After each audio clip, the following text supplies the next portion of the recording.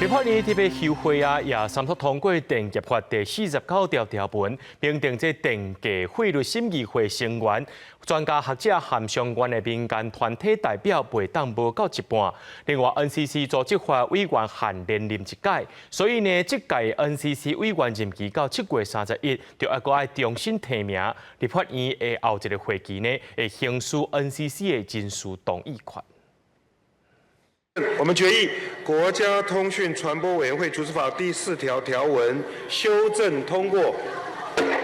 立法院法案大清算，针对 NCC 组织法部分条文修正草案，被民众党立委无投票，那赢以52票对6赢51票，三都旧委员延任的过渡条款，修改 NCC 拢总7个委员任期4年，改版会当连任的规定，改做任期4年，而且敢会当连任一届。我们同意。 NCC 委员的提名权应该要由行政院院长所来加以掌握。我们希望行政院院长他推出他的人选，能够有一个更慎重的审查机制。可以担任 NCC 委员的，都是长期在相关领域有相当长才、有业界、有学术的基底，但是因此来限制了他们的延任。 这是非常不智，也相当可惜。虐待儿童的案件，立法院嘛三读通过刑法第286条条文修正案，加重虐待儿童的刑责。若苦读7岁以下的囡仔，或者是用其他的方式妨害伊的身心健全，或者是发育，甚至是致使囡仔死亡、重伤等等，会加重一半的刑责。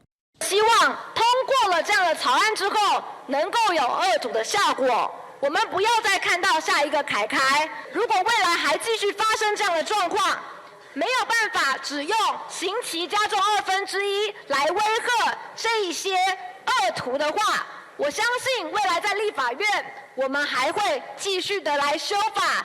4月7日起电池嘛引起关注，立法院嘛三读通过电业法第49条，明定电价费率审议会成员，即学者、专家甲相关民间团体代表，袂当伫1半以下，爱以公平、公正、公开透明为原则。我们希望未来电价的审议可以更专业，可以更多元，而不是有更大的政治决定的阴影。要求民间的专业的委员要超过1/2。 遐若公牛收购的计数，从2011年到今拢无起，要停伫1公斤26块。若被提修正动议，拢主张1公斤为26块，调到31块。另外，改图禁止民众组团去中国观光的限制，若被以社区的优势表决通过。遐若邀请总统去立法院做国情报告这案，嘛已经通过。记者综合报道。